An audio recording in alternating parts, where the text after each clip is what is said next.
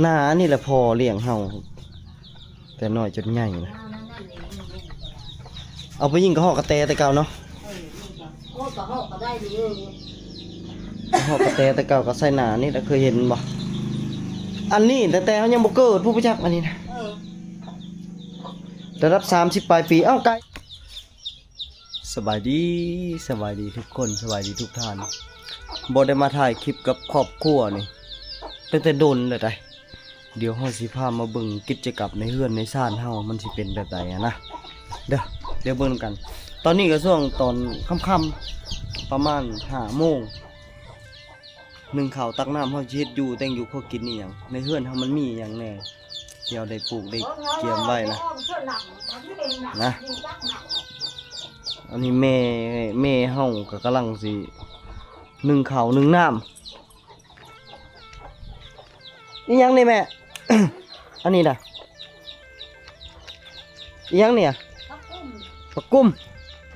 เคยกินบ่ทุกคนผักกุ้มได้อันนี้นะกำลังฟุดบกนะเอามาได้ใช้นี่นะก่อนผักกุ้มจะเช็ดยังไงแม่เดี๋ยวออมขี้เล็กใส่หนังเดี๋ยวใส่น้ำล้างเลยเรายังบ่ซื้อติบ่แม่กำลังนึ่งข้าวทุกคนเลยสบายดีนึ่งข้าวแม่นึ่งข้าวเอาปากเป็นนี่หังแค่มากปากแค่มากผู้เฒ่าแค่มากแม่เป็นหลังมือมาแล้วสิจกเขาจกเขาเย็น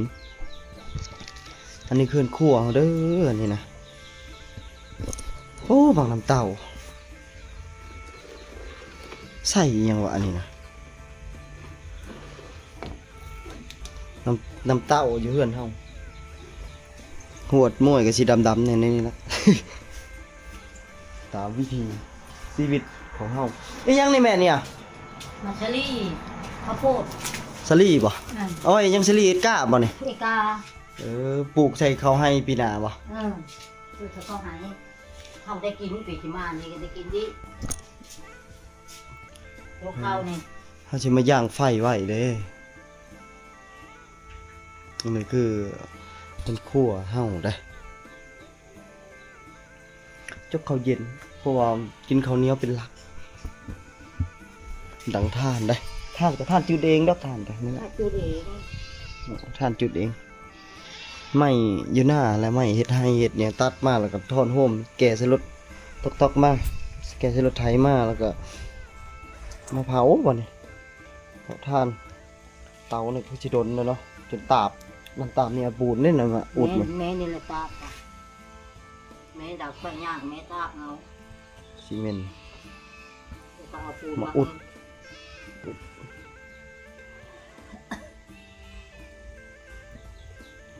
แม่อีหยังอันนี้นะเป็นปั้นขี้เล็กบ่นี่อันนี้ขี้เล็กสิอ้อมมันนี่บ่ปั้นตำเนาะอันนี้เห็นบ่คือเห็นบ่หน้าอะไรนี่หน้าอันนี้แล้วก็บ่มีสายได้หน้าอันนี้แหละพอเลี้ยงเฮาแต่น้อยจนใหญ่นะเอาไปยิงกระหอกกระแตแต่เก่าเนาะกระหอกก็ได้ดีกระหอกกระแตแต่เก่าก็ใส่หน้านี่แหละเคยเห็นบ่อันนี้แต่เขายังบ่เกิดผู้ประจักษ์อันนี้นะระดับ30 ปลายปีเอ้าไก่มันไปใส่แหละไก่เฮียได้นี่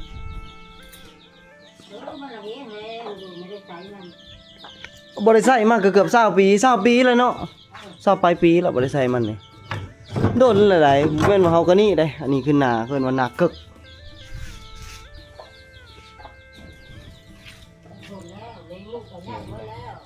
อันนี้คือกามักสลีที่ใช้เบิ่งเสียงหูมันสม่ำเสมอหรือบอกว่าเสียงบ่ได้ต่อไม้เท่าใดได้อันนี้แหละมักสลีบ่ได้แม่นว่าเอากินในเฮ็ดก้าอะไรอันนี้สิห่อยยางๆไว้แบบนี้นะเตาไฟเฮามันอันนั้นธรรมดาเขาสิย่างใส่ข้าวไว้อันนี้หน่อไม้ดองเพิ่นว่าหน่อไม้ถง ปีนี้ประเทศน้ำไม่ทงบ่แม่ประเทศน้ำไม่ทงแต่ละปีนี่สุดเลยแต่น้ำไม่ทงนะ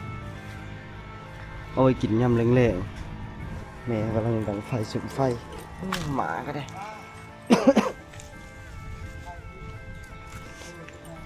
แม่กำลังดังไฟ รวมกับพิษได้เนี่ย สุมไฟ ไอ้พิษ ป้อมันมีปีหนึ่งมันลายเถอะวะก็สงนี่แต่เก้ามันเป็นสวนอันนี้นะทางมันบ่มีทางตัดเด้แต่เก้าทางมันบ่มีอันนี้ทางหลังเฮือนทางข้างเฮือนอยู่ทางนั้นเฮือนมุงหญ้าแต่เก้านะอยู่บนนี้นี่มันมีวันหน่วยบางใหญ่ปลูกหมากนั่นปลูกมันนี่บาทนี่ปลูกแล้วต้นมันใหญ่บ่อยากตัดบาทนี่6 บาทนี่ แหนมมาเขาเฮือนมีแต่กกไม้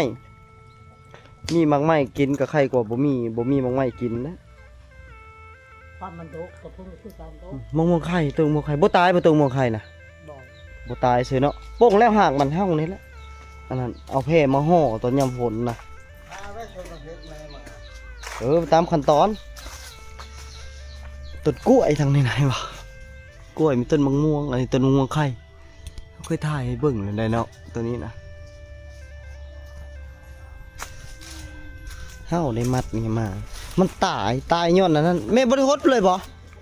คือบ่ฮดมันแม่ มีได้ชีดน้ำใจ สีดน้ำใส่ห่อในห่อเพื่อจะให้หากมันป้งอันนี้นะบ่แม่นอีหยังได้มันขาดออกจากกันแล้วเด้คันเฮาเฮ็ดไปนี่มันตายแล้วเนาะตายแล้วมันขาด พุ่มเลยดิ หุ่มแล้วบ่เบิ่งบ่งูขลาดออกมานี่จะบ่เนาะน่าจะหุ่มแล้วล่ะตอนนั้นเกือบตายเลยนะมันกิ้วมันขาดออกจากมันอ้อมเลยเด้พวกกันนอนน่ะมันเจาะใหม่อยู่แล้วเจาะทั้งถึงพวกโอ้ต้นนี่มันต้องได้ท่ากันเจอมันแหละมันต้องได้ท่ามันออกต้องได้รักษามันแต่ว่าต้นอันนี้มันตั้งมากินต้นอันนี้มะม่วงไข่นี่มันหวานบ่ดีเอ้ยวะนี่ก็ต้นบักนี่ต้นขนุนนะกล้วยอันนี้ที่ใช้เบิ่งนะสวนได้อันนี้ก็สวนอยู่นะบ่แม่นว่าอันนั้นนะอันนี้เป็นสวนมะเพชรขี้แบะบ่เอาขี้แบะใส่บ่ได้ใส่ปุ๋ยหยังได้อันนี้ละปุ๋ยมูลสัตว์เอามาใส่ขี้แบะขี้งัวขี้ควายอันนี้หากระจาดนี่เด้ติดแล้วมันเล่นติดแล้วอันนี้เป็นสวนมะเพชรขนาดน้อยเฮ็ดอยู่ข้างพื้นที่มันว่างอยู่ใส่เฮาก็สิเฮ็ดอยู่หั่นเลยได้พี่น้องทุกคนอันนี้แหละปลูกไปเรื่อยๆแต่ก็มีต้นมะม่วงแต่ว่าพวกนอนพวกอะไรยังเฮ็ดแล้วมันลบมันอยู่ตรงนี้ก็ดีคือกันมันอยู่ใกล้ทางโพดมันจะใหญ่ขึ้นมันจะบ่ได้เลยเดี๋ยวสิข้ามมาฝากพี่บัดนี้อันนี้ก็คือสวนได้สวนอยู่หน้าเฮือนตั้งนำหลังสวนบาทนี่ขมังปลูกต้นไม้ใส่แล้วบ่อยากบักปานนี้เสียดายเด้เฮือนปะก็เลยยาไม่ใช่เป็นบ้านสวนก่อนจะมาฮอดเฮือนก็เห็นสวนก่อนยามันเนาะอันนึงได้กินเฮือนน่ะงามซื่อๆแต่ว่าบ่เป็นตาได้งามแต่บ่ได้กินนี่กะเดี๋ยวจะพาเขาเบิ่งทางในเด้อเข้ามาแล้วคือพักนี่มันเบิดฤดูมันแล้วเฮาบ่ได้ใส่ปุ๋ยมันก็เลยบ่งามพอปานใดอันตัวนี้นะแบบนี้ผักซี่ผักหอมป้อมถ้าเป็นภาษาไทยเอิ้นว่าผักซี่ปลูกไปแบบนี้นี่ต้นกล้วยสุกเขียวได้ตัวนี้น่ามาหดพักแล้วตัวนี้จักสารพัดบ่ฮู้ในสิรีวิวมันหลายก็เท่าเด้อนี่มักเผ็ดนี่เด้อปาก้อยเบิ่งหน่วยบักใหญ่บ่ต้องซื้อกินเลยนะเขาอีกมาขอซื้อกินนำปลูกบ่ต้องไปปลูกหลายนะอันนี้บ่เกิน10ต้นได้แต่เบิ่งหมากมันนะโอ้เบิ่งหมากมันนะบักใหญ่ซ้ำสิเก็บกิน พวกเฮาเฮ็ดแบบนี้แหละอันนี้เขาเอิ้นว่าผักสวนครัวเอาไว้อยู่ไว้กินแม่เฮาปลูกนั่นปลูกนี่ปลูกต้นไม้ใส่หน้าเฮือนจนบ่ได้จนบ่อยากตัดหั่นแหละคือจะว่าเสียดายมันน่ะเพิ่นซ้ำนิ้วมือนะหมกเพชรนะเบิ่งบ่ได้มีปุ๋ยเด้อนี่นะเบิ่งมีแต่มูลสัตว์มีแต่ขี้แบะขี้งัวทั้งนั้นเด้เอาใส่นี่นะแม่เฮ็ดคักต้นบักใหญ่นี่โดนแล้วได้บ่เห็นว่าต้นเฮาก็นี่ได้หมกเพชรนี่สั่นโอ้ยหล่นเด้ออย่าบ่แอ้บ่หล่นกองๆนี่บ่เก็บดอกมันบ่อึดบ่อยากแนวได้กินนี่อันนี้คือต้นอันนั้นนี่ต้นนี้นะอยู่ประเทศลาวเอิ้นว่าต้นพิลาอยู่ฝั่งไทยเขาเอิ้นว่าต้นทับทิมนี่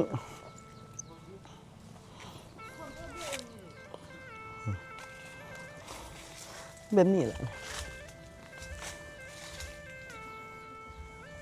แถวนี้มันปลูกบ่ได้แต่มันงำต้นมะม่วงปูได้ปลูกได้เพิ่นก็เสียไป10ปลายปีแล้วแต่ว่าสิ่งที่เบิ่งต่างหน้าก็มีแต่ต้นมะม่วงนั่นแหละดินเพิ่นดินที่เฮาอยู่นี่ก็เป็นดินปูนั่นแหละแบ่งให้ลูกให้หลานได้อยู่เพิ่นก็ได้อันนี้แหละต่างหน้าสิตัดก็เสียดายแต่ว่าต้นมันเฒ่าแห้งแล้วเสียดายมันมีค่าหลายว่าซั่นซะของปู่บ่อยากทำลายมันนอกจากมันสิฮักอีหลีอะลอแล้วมันจำเป็นคันมันจำเป็นแล้วนั้นเฮาก็สิปล่อยอยู่นี่แหละอยากให้มันตายอยากให้มันล่มเองมันนะอันนี้ผู้แม่เฮาใบผู้เหลืองได้มันง่ำเด้ง่ำกับอันนี้มันค่อนข้างจะเหลืองหลายอันได้ที่เขาปลูกไว้นะนี่เลยอันนี้ข่ามีข่ามีขิงอันนี้มันแก้วแต่บ่ค่อยได้คุดมากินแต่ก็มีใครอยากกินพ่อปันใดนี่รีวิวเพื่อนให้เบิ่งมันก็เฮาก็อยู่แบบนี้ละอยู่ตามวิถีของเฮานี่ละวิถีชีวิตของเฮาปลูกต้นนั้นต้นนี้ใส่แล้วมันเสียดายบัดนี้ต้นมะม่วงนี่ต้นมะม่วงเมลินได้ต้นไม้เมลินก็บ่ป่งขึ้นมาเลยเด้เป็นหมากแล้วเป็นหมากเท่านึงอันนี้นะนก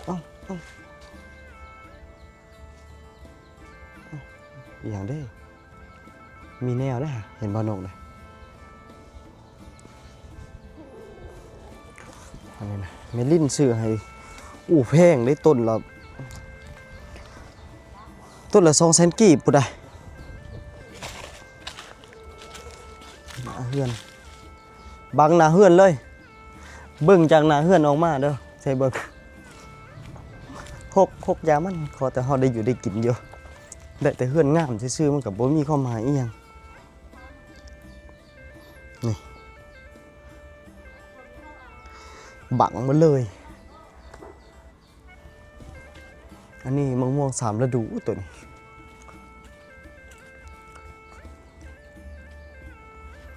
ี้มะม่วง3ฤดู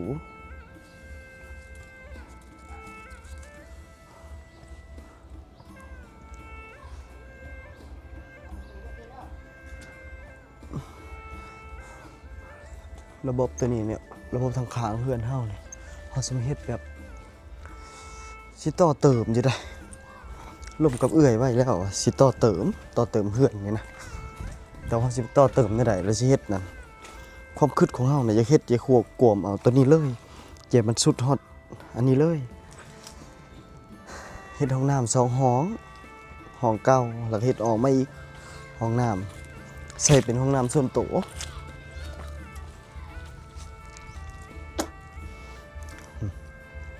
เป็นแบบนี้ เป็นแท่งน้ำเฮ็ดเทือนโดยที่แบบว่าประหยัดงบอะไรอรอได้คันที่จริงนั่นเฮาเฮ็ดเทือนบ่แล้วสร้างก็สร้างเองมีแต่ซื้อเครื่องมาเฮ็ดซื่อๆได้อันนี้นะ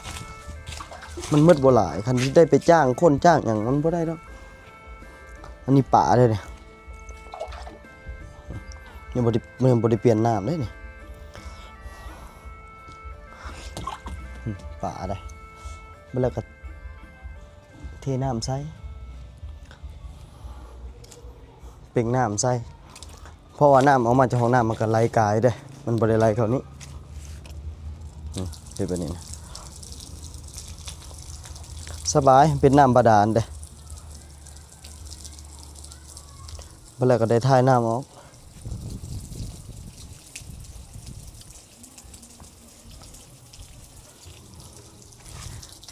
นี่คืออ่างป่าอ่างเลี้ยงป่ากิจกรรมมันมีหลายอย่างอยู่เฮือนเฮานี่